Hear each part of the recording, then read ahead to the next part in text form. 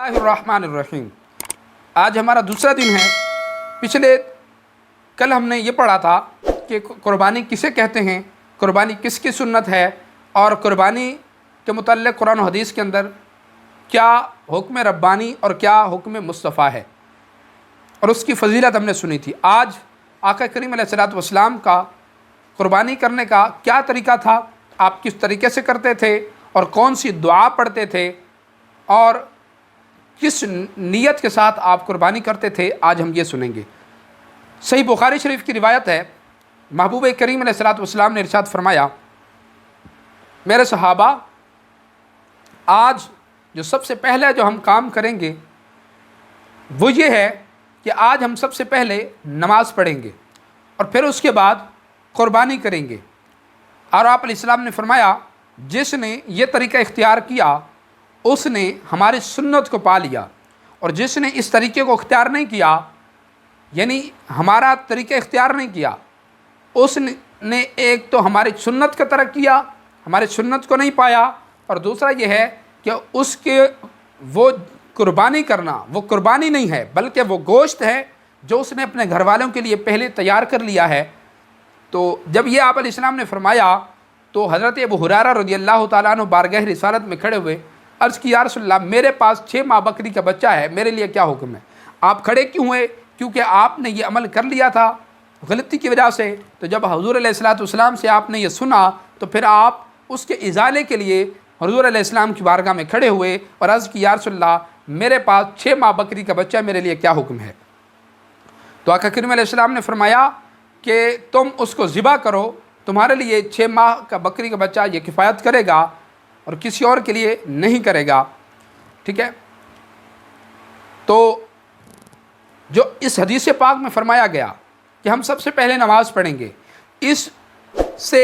صاف واضح ہوتا ہے، اور اس میں بعض محدثین نے فرمایا کہ اس سے مراد یہ ہے کہ سب سے پہلے ہم فجر کی نماز ادا کریں گے اور اس کے بعد ہم نماز عید پڑھیں گے، پھر ہم قربانی کریں گے۔ تو ہمیں بھی چاہیے کہ ہم میں بہت سارے لوگ ہوتے ہیں جو عید کے دن فجر کی نماز ادا ہی نہیں کرتے، اور بعض لوگ ایسے ہیں جو عید نماز بھی نہیں پڑھتے، ویسے ہی قربانی کر لیتے ہیں، یا بعض لوگ ایسے کرتے ہیں، ایک بھائی عید نماز کے لیے چلا جاتا ہے، باقی جو ہیں وہ گھر میں قربانی شروع کر دیتے ہیں۔ تو یہ طریقہ سراسر غلط ہے اور سنت کے خلاف ہے، بلکہ سب کو چاہیے کہ وہ سب پہلے عید نماز ادا کریں اور اس کے بعد جو ہے آ کر قربانی کریں۔ یہی میرے آقا کریم علیہ السلام کی سنت ہے، ٹھیک ہے؟ اچھا، اسی طرح امام مسلم نے روایت پیش کی ہے اپنی صحیح مسلم کے اندر، حضرت ام عائشہ الصدیقہ رضی اللہ تعالیٰ عنہ فرماتی ہیں، آقا کریم علیہ السلام نے حکم فرمایا کہ سیاہ مینڈا لایا جائے، جس کی نظر بھی سیاہ ہو، پیٹ بھی سیاہ ہو، اور وہ سیاہ نظر میں دیکھتا ہو۔ تو وہ حضور علیہ السلام کی بارگاہ میں لایا گیا، آپ علیہ السلام نے فرمایا کہ چھری لاؤ، چھری لائی گئی، پھر فرمایا کہ اسے پتھر سے تیز کر لو، اور تیز کر لی گئی۔ پھر آقا کریم علیہ السلام نے جو ہے مینڈے کو لٹایا قبلہ کی طرف، پھر ذبح فرمایا اور یہ دعا پڑھی، بسم اللہ اللہم تقبل من محمد و آل محمد و من امت محمد صلی اللہ علیہ وسلم۔ یعنی کہ حضور علیہ الصلوۃ والسلام جب قربانی کرتے تھے تو یہ نیت کرتے تھے کہ اے اللہ، یہ قربانی میری طرف سے، میری آل کی طرف سے اور میری امت کی طرف سے قبول فرما۔ تو ہمارے لیے بھی یہ سنت ہے کہ ہم جب قربانی کریں تو قربانی کرتے وقت جو ہم نیت کریں وہ نیت یہ کرنی چاہیے کہ اے اللہ، یہ قربانی ہماری طرف سے، ہمارے والدین اور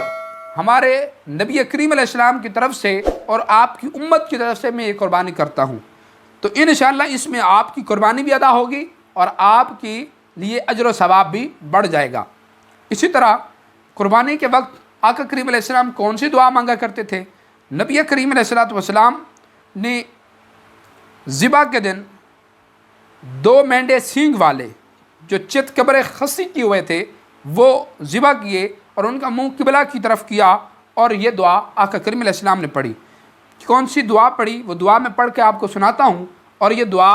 انشاءاللہ میں آپ کو جو ہے لکھی ہوئی بھی آپ کو ویڈیو کے اندر لگا دوں گا، آپ اس کا اسکرین شاٹ لے لیجئے گا اور اس کو یاد کر لیجئے گا اور اپنے پاس موبائل میں محفوظ کر لیجئے گا، اور ذبح کرتے وقت آپ نے یہ دعا ضرور پڑھنی ہے، انی وجہت وجہیہ للذی فطر السماوات والارض علی ملت ابراہیم حنیفا وما انا من المشرکین ان صلاتی ونسکی ومحیای ومماتی للہ رب العالمین لا شریک لہ وبذالک امرت وانا من المسلمین اللہم منک ولک عن محمد و امتی محمد صلی اللہ علیہ وسلم بسم اللہ واللہ اکبر۔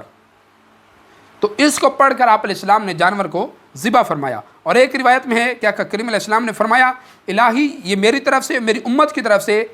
جس نے قربانی نہیں کی اس کی طرف سے اس کو قبول فرما۔ تو یہ طریقہ کار تھا آقا کریم علیہ السلام کا۔ امام بخاری نے اور امام مسلم نے حضرت انس رضی اللہ تعالیٰ عنہ سے ایک روایت پیش کی ہے، آپ فرماتے ہیں کہ رسول اللہ صلی اللہ علیہ وسلم نے 2 مینڈے چتکبرے سینگ والوں کی قربانی کی، انہیں اپنے دست مبارک سے ذبح فرمایا، یعنی خود اپنے ہاتھوں سے ذبح فرمایا۔ تو جو ذبح کرنا جانتا ہے درست طریقے کے ساتھ، تو اسے چاہیے کہ وہ اپنی قربانی خود کرے، یعنی خود ذبح کرے، کسی اور سے نہ کرائے، ٹھیک ہے۔ تو جب آپ ذبح کرتے تھے تو کیا پڑھتے تھے؟ بسم اللہ واللہ اکبر کہا کرتے۔ تو میں نے نبی علیہ السلام کو دیکھا کہ اپنا پاؤں جو ہے ان کے پہلوؤں پر رکھا، پھر بسم اللہ واللہ اکبر کہا، ٹھیک ہے۔ یہ الفاظ بھی آپ سے ثابت ہیں، یعنی جس کو بڑی دعا نہیں آتی وہ یہ دعا پڑھ لے، بسم اللہ اللہ اکبر، ٹھیک ہے۔ تو یہ چیز ثابت ہوئی کہ آقا کریم علیہ السلام قربانی خود فرمایا کرتے تھے۔ اچھا، اب جو خود نہیں کر سکتا،